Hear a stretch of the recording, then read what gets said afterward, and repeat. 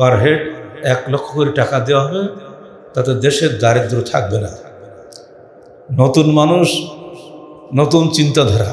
এবার তাকে পুরনো কথা স্মরণ করিয়ে দিই, আমরা সরকার থেকে বাজেট করি 100 টাকা, ঘাটে ঘাটে খেতে খেতে জনগণ পায় 10 টাকা। যাদের মাধ্যমে আপনি দিবেন সে লোকগুলো কারা? দলীয় লোকরাই তো লুটপাট করে, আপনার দল লোকরা তো ফেরেশতা না।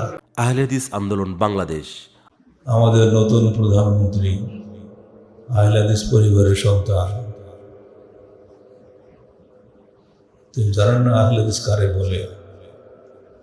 জানলে ভালো হতো। আমরা হাদিস ভিত্তিক অর্থনীতি চাই, ফিকহ ভিত্তিক অর্থনীতি নয়। এর মধ্যে যে আকাশ পাতাল পার্থক্য। যারা আলেম তারা খবর রাখে, কিন্তু ফিকহের অনুসারে আলেমরা এগুলো চেপে রাখে, আর আহলে হাদিস আলেমরা এগুলো প্রকাশ করে দেয়, আর সেজন্য তাদের উপরে নির্যাতন নেমে আসে। 2009 সালে ঢাকার ফজল করিম বুদায় কমিউনিটি সেন্টারে এক ইফতার মাহফিলে ভাষণ দিয়েছিলাম মাত্র 15 মিনিট। শেষের দিকে প্রধান বক্তা যারা হয়, প্রধান অতিথি যারা হয়, তার ভাগ্য জোটে ইফতার খাওয়ার টাইম। কিন্তু তখন আরেকজন ইসলামী নেতা এমন জোশের সঙ্গে বক্তৃতা করছিলেন যা আমি আর থামতে পারিনি। তিনি বলছেন, যাকাত ভিত্তিক অর্থনীতি হলে দেশের দুধের নহর বয়ে যাবে, শান্তি আর শান্তি, শান্তি থাকবে। আমি উঠেই কোনো ভূমিকা ছাড়াই বললাম, যাকাত ভিত্তিক অর্থনীতি হবে কি ফিকহ ভিত্তিক, হাদিস ভিত্তিক? বাস পুরা অডিয়েন্স চুপ হয়ে গেল। ব্যাপারটা এবার কী কথা? কারণ সেখানে শ্রোতা তো মিক্সড শ্রোতা, একদলীয় নয়।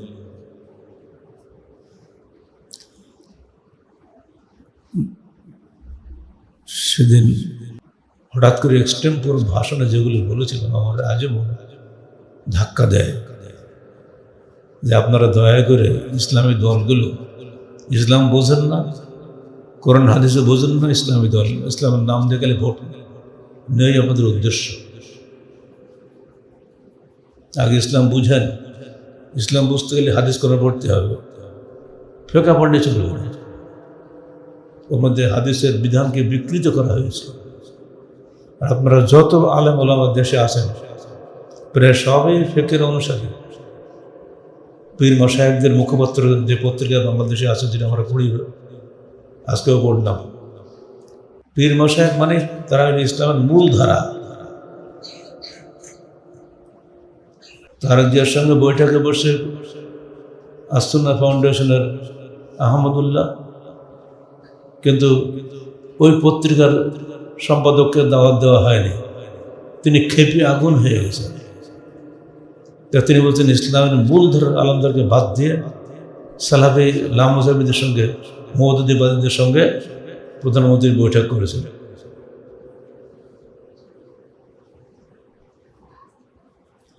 মানুষ খেপে ঠিকই, কিন্তু ওরকম ল্যাংটাই বলে। যে পত্রিকার কথাই হচ্ছে জনগণের কথা বলে, এটি জনগণ হলো, আমরা জনগণ নই, আমরা কি দেশের বাইরের লোক? অথচ এটাই হলো বাস্তব, যে পীর মাশায়েখদের ইসলাম এসেছে 600 বছর পরে, আর আহলে হাদিসের ইসলাম এসেছে মাত্র 15 হিজরিতে।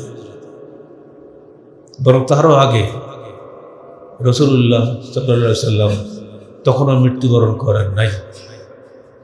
তখনই আরব বণিক ও মুহাদ্দিস উলামায়ে কেরামের মাধ্যমে বাংলাদেশে ইসলাম আসে। চট্টগ্রামের কদম রসুলের ঘাট, জাহাজ ভাঙ্গার ঘাট আজও তার প্রমাণ বহন করে। আল্লাহ পাক তোমাদের উপরে সাদকা ফরজ করেছেন, তু খাজামিন আগনিয়াইহিম, যা নেওয়া হবে ধনীদের কাছ থেকে, অতরাদ্দু আলা ফুকারাহিম, ওটাই ফেরত যাবে দরিদ্রের মধ্যে মতকনালি। ধনীদের কাছ থেকে নিতে হবে, গরিবদের মধ্যে বিতরণ করতে হবে। কথা খুব সহজ কথা না।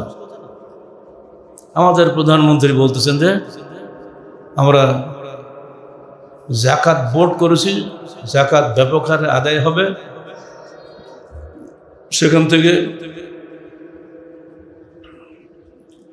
5 কোটি লোককে জাকাতের অর্থ দেওয়া হবে, পার হেড 1 লক্ষ করে টাকা দেওয়া হবে, তাতে দেশের দারিদ্র থাকবে না। নতুন মানুষ, নতুন চিন্তাধারা। এবার তাকে পুরনো কথা স্মরণ করিয়ে দিই। তার আগের যিনি অর্থ ও পরিকল্পনা মন্ত্রী ছিলেন আওয়ামী লীগের আব্দুল মান্নান সাহেব, তিনি বলেছিলেন, আমরা সরকার থেকে বাজেট করি 100 টাকা, ঘাটে ঘাটে খেতে খেতে জনগণ পায় 10 টাকা। কথা ঠিক বলেনি? একেবারে বাস্তব। নতুন প্রধানমন্ত্রীকে আমরা স্মরণ করে দিতে চাই, বাবা শোনো, তুমি দেও তো মাত্র 1 লাখ টাকা, ওই ঘাট পারে যখন আসবে গরিবের কাছে 10,000 টাকাও থাকবে না, লিখে দিতে হবে পূর্ণ 1 লক্ষ টাকা বুঝিয়া পাইলাম, লিখতে হবে না? দ্বিতীয় কথা হলো, যাদের মাধ্যমে আপনি দিবেন সে লোকগুলো কারা? আগের সরকারও কম চেষ্টা করেনি, কিন্তু দলীয় লোকরাই তো লুটপাট করে। আপনার দল লোকরা তো ফেরেশতা না, তারা লুটপাট করবে। কয়টা লুট ঠিক করবেন? কিছুই করার ক্ষমতা আপনার নাই। প্রধানমন্ত্রী মানে খালি উপদেশদাতা, কাজ কিছু করতে পারে। এই দলীয় শাসন কোশ্চিন কালো নিরপেক্ষ শাসন করতে পারে না। এটা অবশ্যই ক্ষতিকর জনগণের জন্য। যদিও সৎ আকাঙ্ক্ষা প্রেসিডেন্টেরও আছে, সৎ প্রধানমন্ত্রীরও আছে বলে আমরা বিশ্বাস করি। শুধু আকাঙ্ক্ষাই তো যথেষ্ট নয়, কাজ করতে হবে।